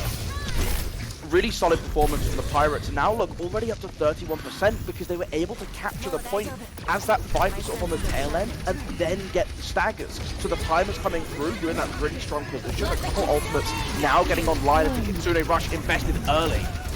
Most definitely so. Kitsune Rush pushing these players back. Mini almost falls. Mini Ninja needs to be careful, but Blue Fox will manage to take out the other Mini, and that's Mythical Mini. That's unfortunately not a good start, but hey, the Reese's going really aggressive, keeping these players back, and well, Gyrate is falling right there. A huge kill from the Echo Shine right there, being able to capture onto that Sojourn, ultimately going back. But a res will come through the Gyrate, meaning they are down one player. But this space means that there's plenty of opportunity for that player who just died to come back. But unfortunately, the Reaper damage is just too much. Mini Ninja will seal the deal onto the Orisa. Mythical, though, will get a huge stick. Will take out the Mercy, but it's not as good as a tank pick. Gyrate now, though, just trying to cause much disruption on the point. Doesn't approach get much. Shine will find one, they'll be hard falling. And ultimately now it's up to Gyrate to try and hold on to any ounce of this. But Shine, he's shining through. Mythical as well, like the creature he is. Managed to take up another one. Captain leading the ship. And well, they'll be the Puffins ultimately taking over and robbing the Pirates. Hopefully what they want, but unfortunately it's not going to be enough. Captain will manage to get that, and unfortunately for the Puffins, Pirates will manage to take that round number 1. It was an interesting breakup there as well, because it looked like at one point the Puffins might have found the solution. They might have found a way to break through the Pirate setup, especially when we saw Lato go down. And I'm just looking at it thinking, okay, this is the opportunity. You've taken out the tank. You've still got 4 members alive. You can start to push through towards the point. But Shine and Mythical just did a great job of just dancing around, continuously just putting a little bit of pressure into the sidelines, and it kind of just sent the Puffins for a little bit of a spin. They didn't really know what to do, what to address it appropriately, and ended up losing a lot of time, losing the pressure, and that just gave time for the reinforcements of Pirates to come back in, to restake their claim, and just to grab everything from that opening map round. And now you're looking at this next setup, they've changed the comp. Getting the Genji, getting the Reaper, trying to play a little bit tighter, but still having this explosive DPS option for Shine, where he can hit the backline and do a lot of work for them. Most definitely so. Shine comes on in now. They're looking for those targets. First on down, he needs to be careful. Gyrate will fall as Mythical comes in. Mythical finds a second. Blue Fox will fall. He finds a third. There'll be the Mercy. And ultimately now it's just a speed to come on through and just collapse on these last remaining players. And that's Pirates once again early leading, taking this early on, getting these staggers, and well, that is a brilliant start for them, meaning they can hold this early advantage, holding this space for as much as possible. Blue Fox will manage to switch over to the Pharah. Mini Ninja will get a pick onto the Lucy, which means they don't have speed, which means they need to get back to that point and hold it down. But they don't see none of the Mythical into the backline who's ready to make an assault. You've just seen a little clock of him right there. Gyrate is extremely lit up though, and from the back will be none other than Mythical. Doesn't manage to get much though. Captain will find Todd with a nice 1v1. Rez will come up through the Gyrate, but that might have been actually a little bit of throw, which means now there's potentially a bit of ult charge, but managed to get out. But unfortunately, Shine will seal the deal. Will find one. Captain will take out Blue, and well, it's just a Shine cleanup, and the rest of the team, Pirates, are set sailing towards the victory, cleaning up these players. Though it's still early doors yet. 40% isn't that much of a feat, but they're playing extremely well so far. And you'd think, looking at the compositions, that this Pharah has opportunities, but Baptiste doing a great job of just limiting any real options they have, standing quite far forward here, trying to take this early aggression to the opponent, but will get caught out by Gyrate. I have to be honest, I'm not sure what the plan is there. I'm not sure what the thinking is, especially to waste the ultimate. You're given a massive opportunity for the attack of Puffins, but again, they're just not really able to find anything off of it. I don't know. The blades are coming out when they're not supposed to. Ults are being ultimately, like you said, the opportunities are being wasted. But I mean, it doesn't really matter because I'm fine with the blades coming out there. That for me isn't the issue. For me, it's the window being used by Baptiste. Yeah. That's fine. Why are you standing in that position right outside the spawn door? Why is that where you're choosing to take the fight? And again, it doesn't matter because Shine, because Mythical just have your backs. But now rotating around with this Pharaoh, you can't take too many opportunities away. 90% though, it's the final fight for them. The Orisa able to push Lemon off the map. Captain able to get Blue Fox again. This Pharaoh getting no real value as Shine continues to be a nuisance in the backline, continuing to follow to the res. Does get the Sojourn back in the fight for the Puffins, but so far not really able to get anything. Gyrate just continuously being pummeled away by Mythical. This Reaper doing so much work, and they're just not finding picks. The damage is coming through, it's being dealt, but it's not in a concerted effort, which just means they continue staying alive. 99% overtime active now, and the Pharaoh just getting chased down out the sky by the Genji. Everything is just falling apart for them. Finally able to try and get the flip. So contested, but they're so close to getting it. The ultimate, the rocket barrage on play. The tank is finally going down. This should be the point flip. It does come through, but again, that fight was way longer than it needed to be. Most definitely so. 99% as well. One fight win for the Pirates. And hey, it's game over for the Puffins. They really need to hold this down strong. They do still have this barrage, but with Blade on the go. I think ultimately what's going to happen, the Blade's got to come through. The Pharah's got to wash for the dash. As soon as that dash comes on through, barrage him. You can't let him get into the backline. If he takes out Sojourn and Mercy, I think this is a GG at that point. The other thing we got to mention as well is now, Gyrate has unfortunately switched over to that Doomfist to try and stall out for as much time as possible, which means he's not on that strong tank anymore, which means Orisa does have an easier time bullying him out of those bad positions. But as I say, that Lemon will be the man to get bullied. Blade does come up through. Can he find one? He unfortunately doesn't. He's get absolutely knocked about, but there'll be 2 kills coming up from Shine and Mythical. Captain as well will find a double, and it'll be Shine sealing the deal. 99% means as soon as this gets flipped, it'll be none other than the Pirates who will manage to take map number 1. I mean, I don't really know what to say here, right? The Pirates are giving opportunities. They're not playing a clean game, but the Puffins just aren't able to find kills. They're not able to put their damage together, able to focus these important targets early on into fights. And the biggest one for me is, like, you've got things like the Pharah. Their only real way of dealing with you is the Baptiste, and Baptiste spending time looking up to the air, shooting in the air, means it's time he's not spending supporting the rest of his team. I want to see just a little bit more value get taken out of these picks. It's a great idea to swap to the Pharah, but they're unable to really get it into a position where it works out well for them. The one big fight opportunity they had was when they caught that Baptiste off early. Baptiste is the first to die. The only real thing in your way as the Pharah, you have the Pocket Mercy, and still just the Blade comes out and cleans you up, kind of 1v4. I don't know. I don't know what the correct adjustment here is. I don't want to sound like this is doom and gloom for the Puffins, but their Busan showing just was not up to scratch. Yeah, no, exactly that. And like you said, it's just this constant opportunities from the Puffins to see something.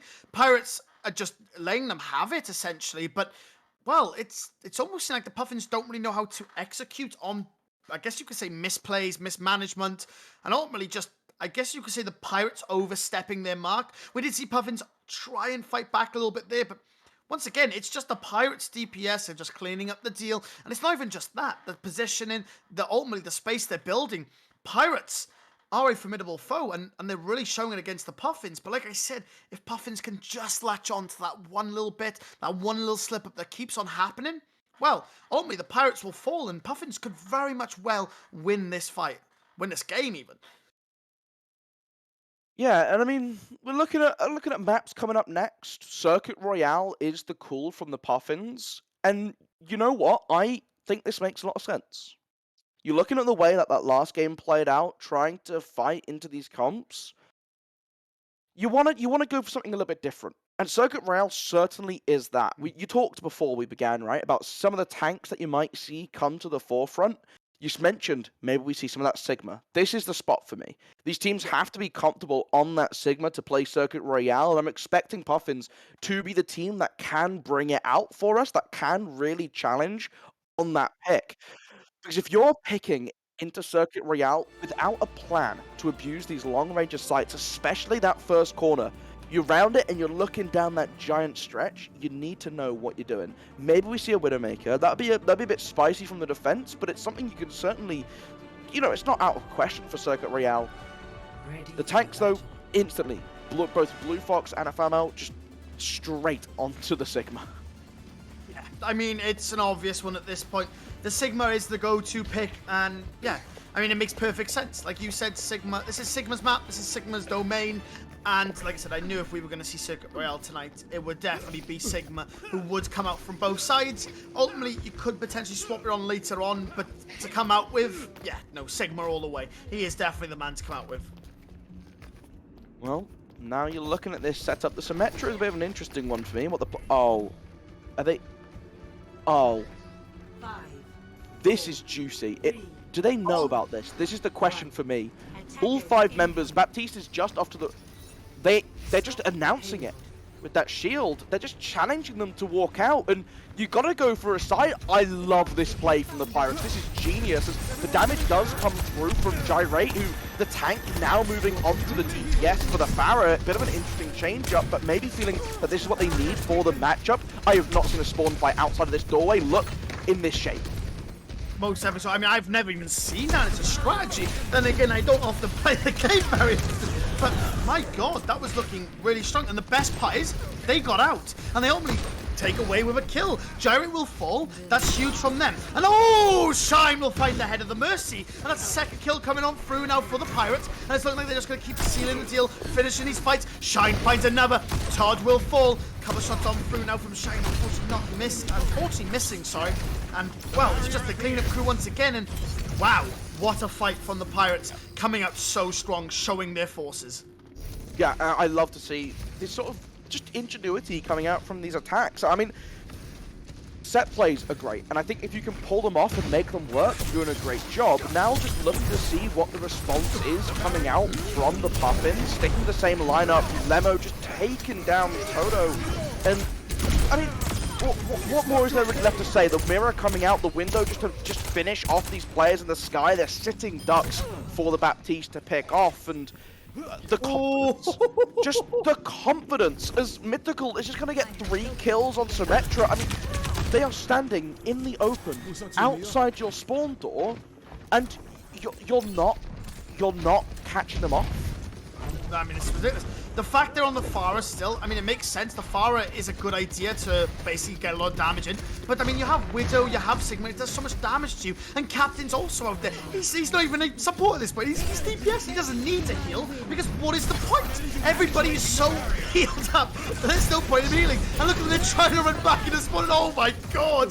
That damage is disgusting. And you know what happens now, don't you? Gyro may have got a kill, but Captain only trades that back on now.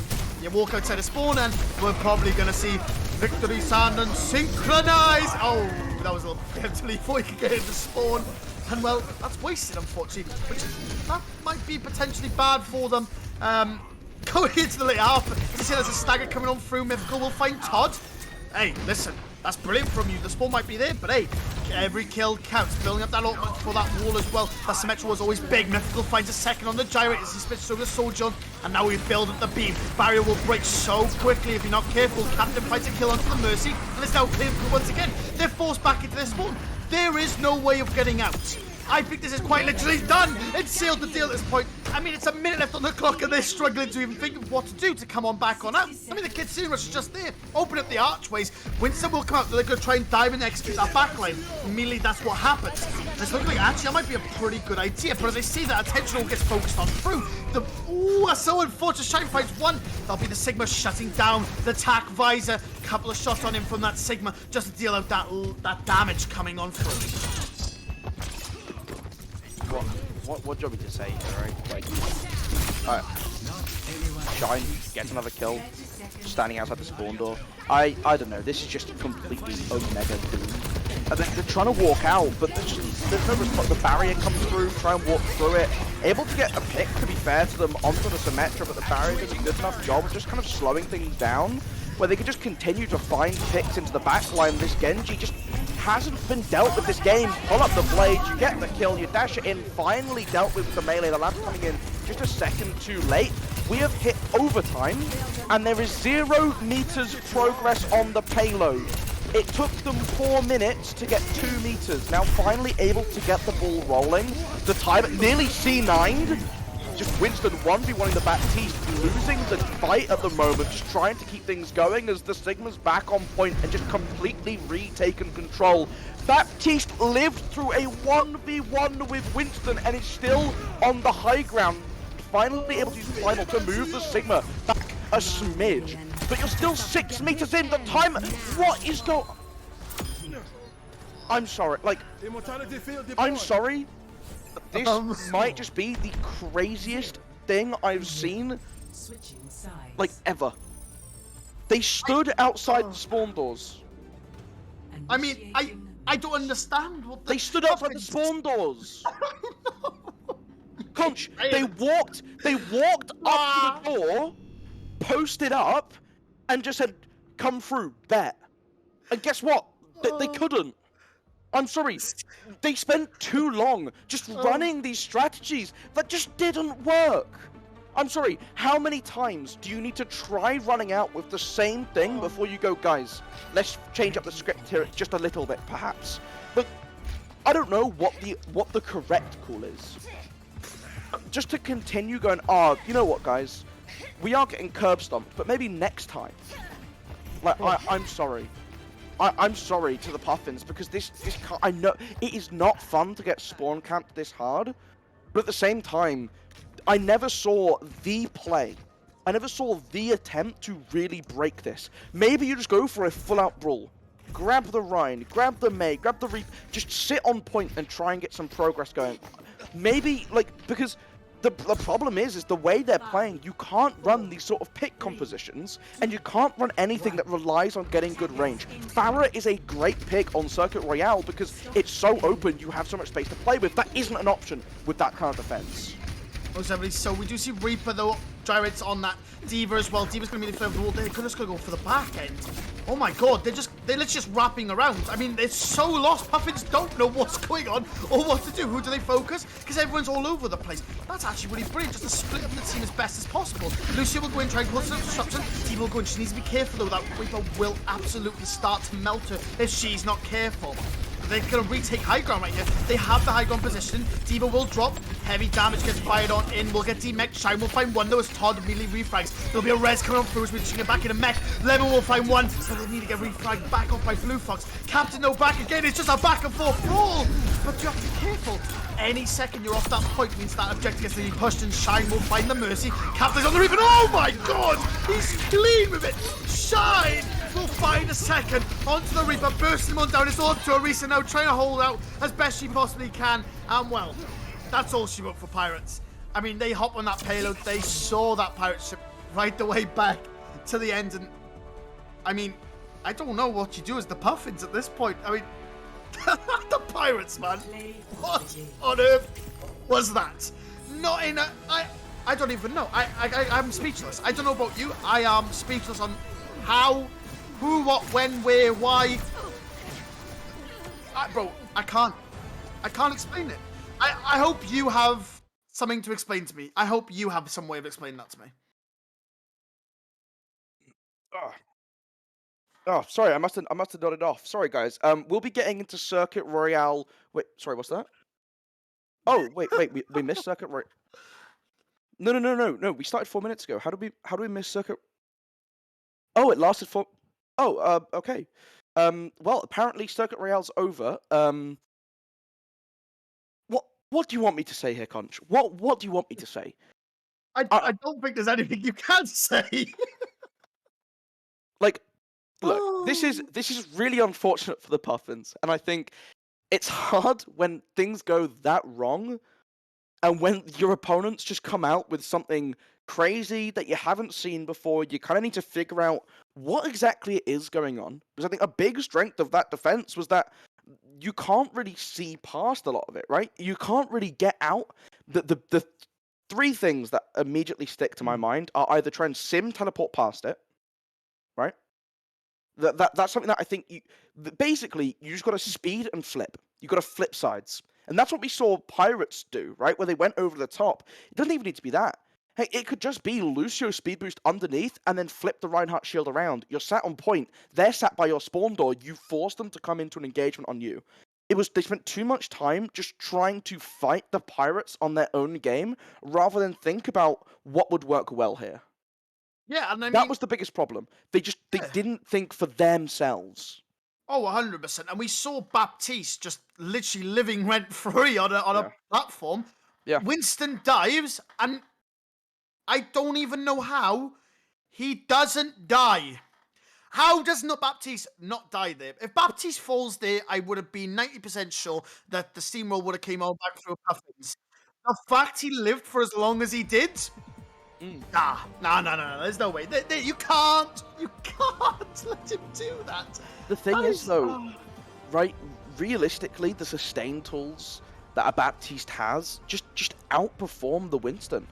It's just a sad truth. Like, you think about it, right? You get low, what do? You drop Lamp. Okay, you now have Lamp keeping you alive at 20 HP.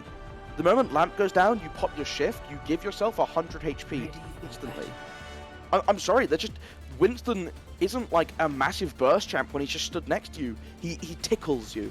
It's called tickling for a reason. Like, it's just, you need that follow-up with Winston to do that. When you can't, you got to play for that point. And the Winstons went too long trying to deal with this Baptiste, not getting anything done. The rest of the team couldn't really make up for the gap in the healing that jumping the Baptiste caused, and it led to just, well, what we saw. You're now coming out for Colosseo, potentially the last map, as Pirates are now 2-0 up in the series. Some interesting compositions coming through. Shine on that Genji once again. Lago on the Reinhardt, trying to create that space in front. Blue Fox bringing out another somewhat unorthodox pick with the Junkrat. Juggernaut's going to be huge on this, but especially on this indoor area, so not the open area. The indoor position, especially with that Reinhardt instance, yes, he's going to be able to take a lot of it, but that's not what you want to do. As I say, that Blue Fox will get a kill onto Mythical. Well, that's not looking too good, but as I say that, oh! Go gets 2! And well, it's all steam a-rolling now. Reinhardt will come barreling on in, looking for the Mercy, a huge flame strike on the Blue Fox, and well, hey, Pirates immediately snatch into action and gain that lead. They were like, hey, Puffins, listen, we'll let you push it a little bit, just a teeny little bit though, and well, we'll seize it back. That's exactly what they did, and well, that's brilliant by them. Yeah, ultimately just a very strong opening fight for the Pirates, and on push, we talked about this earlier with New Queen Street, getting that opening win is really important, and look how well Pirates are taking the space around. Reinhardt getting right up in their face, forcing the engagement in. They tried to go in, they're able to get the Lucio out, so Pirates have that man disadvantage for now. Reinhardt isolated and pushed onto the side, a great job to gyrate, but Shine does also get caught out as well. I'm going to say trying to just get back in there, trying to turn things around. Couldn't quite get it done soon enough, so a good retaliation from the Puffins. Yeah, no, most definitely so. That's exactly what you want to see. I mean, that is huge. That's exactly what you want to keep happening over and time again. The Puffins have such a good comp at being in the face that the Reinhardt's going to struggle to get in, which is exactly what you want, essentially. It's just to basically lure him in, see what can happen. They say that Kitsu Rush will come out, which means Reinhardt can go balls to the walls. Lemon will get a kill, and a charge will come on in.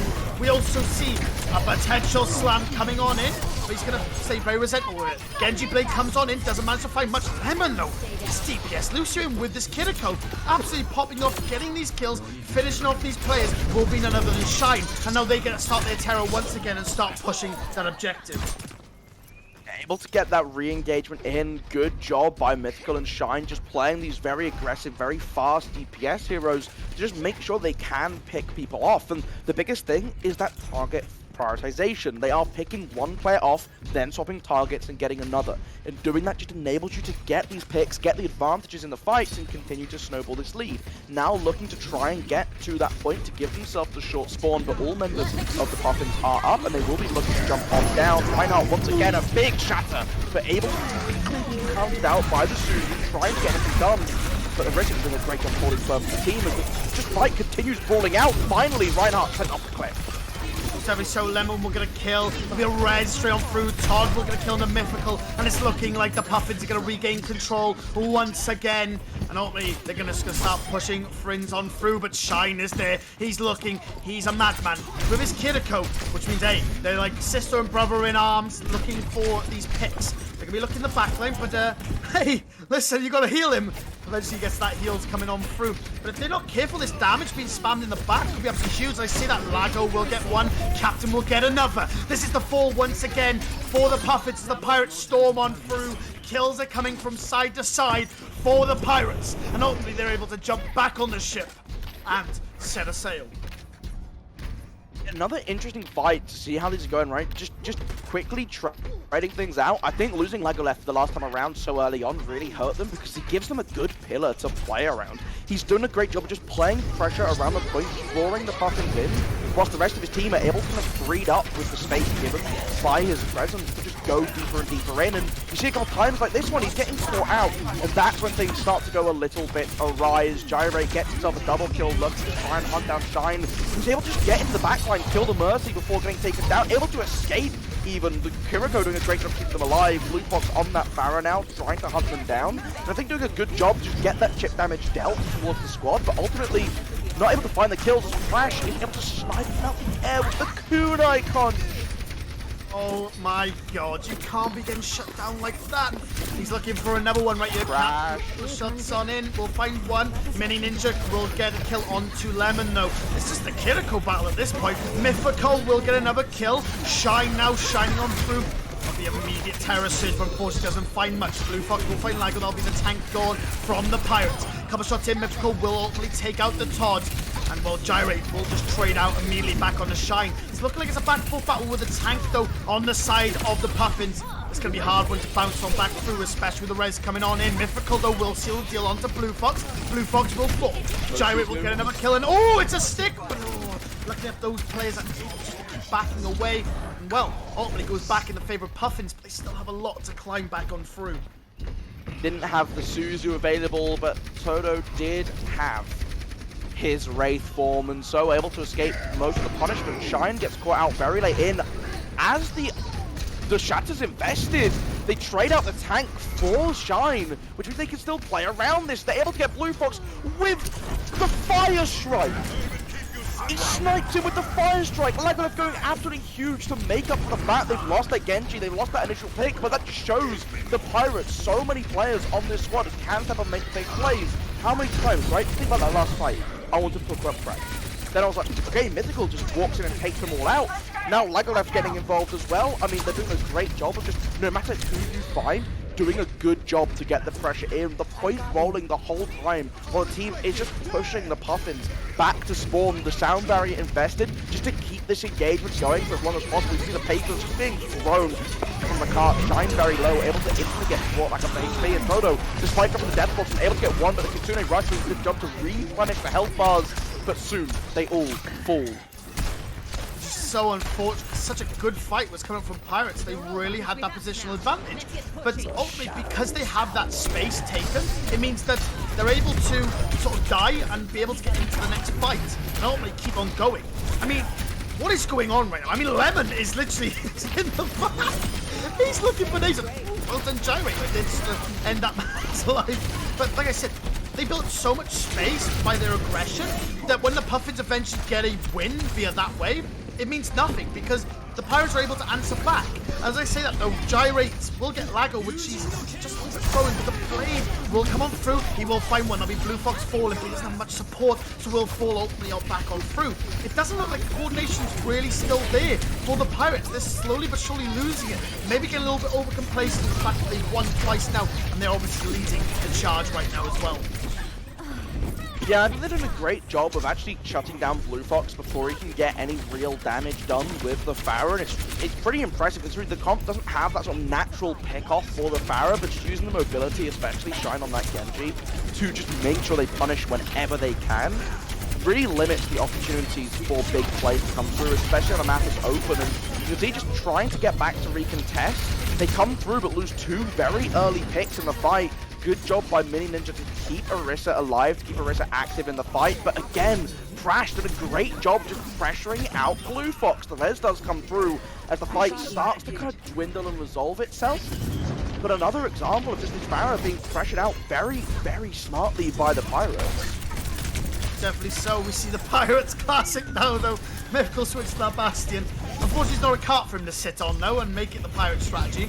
But Puffins with so many ults on the line and them ultimately pushing this robot, if they win this next fight, Pirates might not be in the easy win like they thought they might be. And did I just see someone fall off the edge? That was very strange. I thought I just saw someone walk off the edge.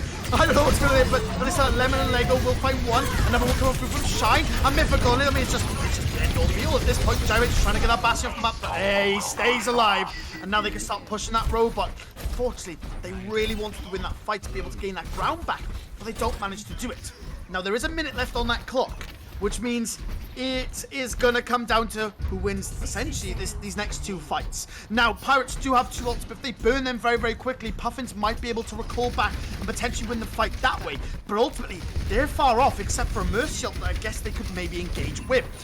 Dash will come on through from Shine. Will he be able to get kept up, though, as he goes a little bit too aggressive? The Deflector will keep him alive just long enough. The beat will come on through as well, which means Lucio, who's just been backed off and pushed away, ultimately can try and get away. And he does actually manage to do so. Holy hell, Lemon, he's on one. He's just trying his best to live. And they leave him be. They let him go. Captain will find one. Mythical find another. Terror Surge will heavily lit up that Mercy. Mythical needs to put her away, though. Reinforce has managed to. And Rez will come up through, but ultimately will get shut down. But Todd will manage to find two. They're now launching onto Todd, ultimately trying to shut him down before he has any more presence in this match. But it's still, once again, Todd's taking names. And it's not looking too good, actually, for the Pirates, even though they look like they had a very strong fight, as it's slowly but surely going in the favor of Puffins. The Pirates will back on through. This Mace switch might potentially be huge if they can catch a reset. Bastion comes on in, but unfortunately not enough. The Blade as well, though. Can he find anything with it? No, he doesn't. He gets shut on down. And that's unfortunate for Shine. It is overtime now, though, so one fight is all the Pirates need. But Puffins managed to seal the deal, and Pirates need to be telling each other to get out. I don't know why they're going for this stall. It's pointless. Pirates, if you die right here, you stall for the rest of your team. It means that the Puffins get that extra space. There was no reason for Mythical to be fighting there. He should have come out and get ready for the fight with his team. Unless he's going for a switch, which I guess would maybe be the smartest time as of right now.